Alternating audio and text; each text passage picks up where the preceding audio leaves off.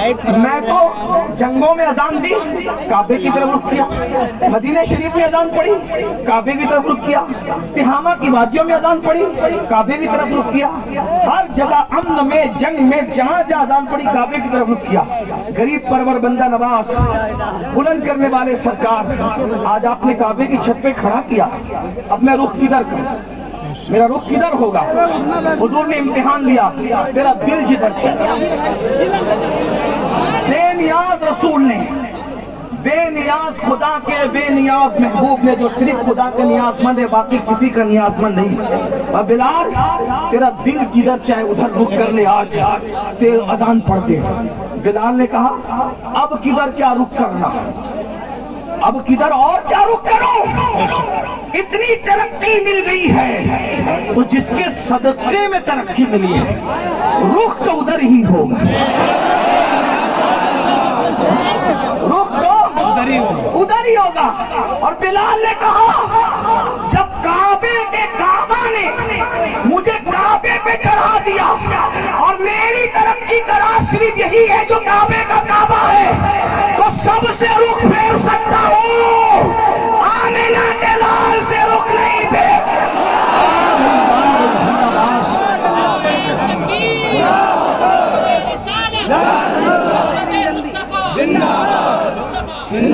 اب اس میں دو باتیں سن لیں، اس سے ہوا کیا؟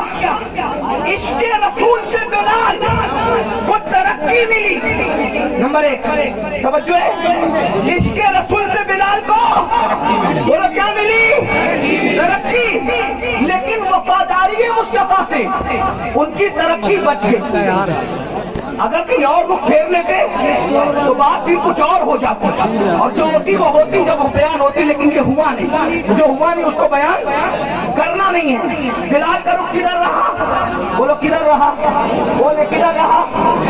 اب میری سن لو، آپ اور ہم ذلیل کیوں ہیں؟ آپ ہم رسوا کیوں ہے؟ آپ ہم برباد کیوں ہے؟ آپ ہم تباہ کیوں ہے؟ آپ ہم گالیاں کیوں سن رہے ہیں؟ آپ کے ہمارے گھروں پہ بلڈوزر کیوں چل رہے ہیں؟ وجہ ایک ہے، بلال کعبے پہ چڑھ کے بھی نبی کی طرف سے رخ نہیں پھیرا، بلال کعبے پہ چڑھ کے بھی نبی کی طرف سے رخ نہیں پھیرا۔ اور تم ڈاکٹر بننے کے بعد نبی سے رخ پھیر لیے، انجینئر بننے کے بعد نبی سے رخ پھیر لیا، مالدار بننے کے بعد نبی سے رخ پھیر لیا، 3 ٹائم کا اچھا کھانا کھانے کے بعد نبی سے رخ پھیر لیا، قیمتی کپڑے پہننے کے بعد نبی سے رخ پھیر لیا۔ بتاؤ وہ کعبے پہ چڑھ کے اتنے اونچے پہ بھی نبی کو نہیں بھولے، اور ہم ان ساری گندگیوں کے اندر، گناہوں کی گندگیوں کے اندر اپنے نبی کو بھول گئے، اور مال کی محبت میں، کپڑوں کی محبت میں، ڈگریوں کی محبت میں، تجارتوں کی محبت میں اپنے نبی سے ہم نے اپنا رخ پھیر لیا۔ تو نبی سے جو رخ پھیرتا ہے تو اس کا کیا ہوتا ہے؟ جس سے جو نبی سے رخ پھیر لیتا ہے خدا کی رحمتیں اس سے اپنا منہ پھیر لیا کرتی ہے۔ اب پتہ چلا میرے آقا علیہ السلام کے دیوانوں، بلال تو کعبے پہ کھڑے ہو کے بھی نبی کو بھولنا نہیں چاہتے، اور ہم نبی پاک کو بھول گئے۔ بتاؤ ہم نبی پاک کو کہاں یاد کرتے ہیں؟ ہم گانے تو گاتے ہیں، نعت نہیں پڑھتے، 3 گھنٹے کی فلم تو دیکھتے ہیں، حضور کی سیرت نہیں پڑھتے۔ میرے بھائیوں، ہمارے نبی سے بڑا عظمت والا کوئی ہے؟ ہمارے نبی سے بڑا بزرگ کوئی ہے؟ ہمارے نبی سے اعلیٰ کوئی ہے؟ ہمارے نبی سے افضل کوئی ہے؟ اللہ کی مخلوق میں بھائیوں ان جیسا کوئی ہے ہی نہیں، اللہ کی مخلوق میں ان جیسا کوئی ہے ہی نہیں۔ آپ کو بتاؤں، یہ سارے نبی نبی ہو کر بھی ہمارے نبی کے امتی ہیں، سارے نبی ہو کر بھی ہمارے نبی کے امتی ہیں۔ اور ساتھ میں کیا، جو نسبت امتی کو نبی سے ہوا کرتی ہے، جو نسبت امتی کو نبی سے ہوا کرتی ہے، وہ نسبت سارے نبیوں کو میرے نبی سے ہے۔ یعنی سارے امتی کس کے نیاز مند ہوتے ہیں؟ اپنے نبی کے۔ تو یہ سارے انبیاء جو ہیں وہ کس کے نیاز مند ہیں؟ میرے نبی کے۔ بلکہ زمین کے اوپر اوپر ہی نہیں، میدان محشر میں بھی سب کو اگر نیاز مندی کی تمنا ہوگی تو رسول اللہ کی نگاہ رحمت کی تمنا ہوگی۔ میرے امام تو یہ کہتے ہیں اس دن خلیل بھی تمنا کر رہے ہوں گے کہ کاش کہ آمنہ کے لال کی نظر مجھ پر پڑ جائے۔ اور میرے امام یوں کہتے ہیں وہ جہنم میں گیا جو ان سے مستغنی ہوا، وہ جہنم میں گیا جو ان سے مستغنی ہوا۔ اے خلیل اللہ کو حاجت رسول اللہ کی بس پیغام نہیں دینا تھا، آج ہم رسول اللہ سے دور پہ ہیں۔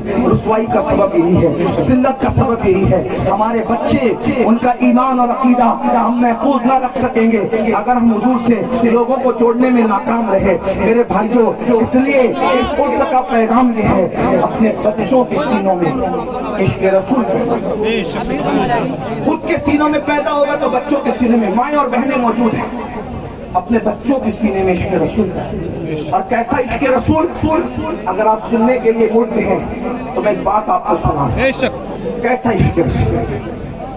ہمارا عشق رسول یہ ہے کہ اگر الصلاۃ خیر من النوم بول کر ہمیں مسجد بلایا جائے تو عشق رسول ہمارا اتنا کمزور ہے کہ ہمارا عشق ہمیں محلے کی مسجد میں بھی نہیں لے جاتے۔ آپ کی توجہ، بہت اہم نقطے پہ گفتگو آتی ہے اور اسی پہ شاید ختم ہوتی ہے۔ آپ نے سننے کے لیے ہمت دکھائی تو میں بھی کچھ بولنے کے لیے ہمت دکھا رہا ہوں، ورنہ میں تو ختم ہی کر رہا تھا۔ توجہ آپ کی، اذان کی آواز سن کر جو محلے کی مسجد تک نہ لے جا سکے اتنا کمزور عشق، پھر وہ جنت میں کیا لے جا سکے؟ اصل میں عشق کمزور نہیں ہوتا، عاشق کمزور ہوتا۔ ہاں، جو اتنا کمزور عاشق ہو کہ وہ اذان کی آواز سن کے محلے کی مسجد تک نہ جا سکے، وہ کبھی بھی جنت تک اس کا عشق اس کو نہیں لے جائے۔ کس کا عشق جنت تک لے جائے گا؟ میں نے کہا وہ جو نبی کی آواز کو سن کر، نبی کی آواز تو نبی کی آواز ہے، بلکہ نبی جس کو مقرر کر کے آواز دینے کے لیے وہ اس آواز کو سن کر پہلی رات کی دلہن کو چھوڑ کر مسجد نہیں آتا بلکہ سر کٹانے کے لیے میدان میں آ جاتا ہے۔ دیکھ رہے ہیں؟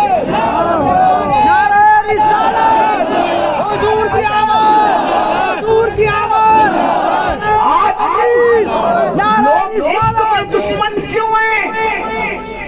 توجہ، لوگ عشق کے دشمن کیوں ہیں؟ جانتے ہیں جس دن تم عاشق بنو گے کوئی ٹک نہیں سکے گا، کیونکہ حکام کے برابر میں چڑیا اور کوے اڑ ہی نہیں سکتے۔ پیچھے سے تو مان لیتا ہوں، حکام کے برابر میں، حکام دیکھا ہے شاہین، باز، حکام کے برابر میں چڑیا اور کوے اڑ ہی نہیں سکتے کہ تو بہت اونچا اونچا ہے۔ تو لوگ چاہتے ہیں کہ حکام نہ بننے پائے، اسی لوگ عشق کے دشمن ہیں۔ ہر فلم کا عنوان عشق، ہر سیریل کا عنوان عشق، ہر گانے کا عنوان عشق۔ آپ سے پوچھتا ہوں یہ عشق نہیں ہے، یہ عشق سے ہٹانے کا ایک جال ہے۔ جیسے اگر آپ نے کبھی مچھلی کا شکار کیا ہو یا چوہے کو مارنے کے لیے پنجرا رکھا ہو تو مچھیرے کیا کرتے ہیں؟ ہمارے یہاں اس کو سدور کہتے ہیں، سدور۔ آپ کیا کہتے نہیں پتا، ایک چھوٹا سا نہیں، ایک کیڑا ہوتا ہے، بہت باریک سا پتلا سا کیڑا ہوتا ہے، کیسا کہتے ہیں، ہمارے کو سدور کہتے ہیں۔ وہ مچھلی کو بہت پسند ہے تو کیا کرتے ہیں پتہ ہے؟ مچھلی کو پسند ہے تو وہ سدور لگا کر، کیسا لگا کر کہ ہم تجھے کھلا رہے ہیں، مگر وہ کھلاتے نہیں ہیں، اس کے پیچھے ایک نوکیلا وہ ہوتا ہے، ہاں وہ آتا ہے چارہ کھانے، مچھلیاں آتی ہے چارہ کھانے، لیکن اس کے حلق میں وہ کانٹا پھنستا ہے اور مچھلی سے ہمیشہ کے لیے دریا چھوٹ جاتا ہے۔ یہی ہے نا، بہت قیمتی بات ہے، ضائع کرنا ہے، آپ ضائع کرو ٹانڈا والوں، آپ کی مرضی ہے۔ ہم جیسے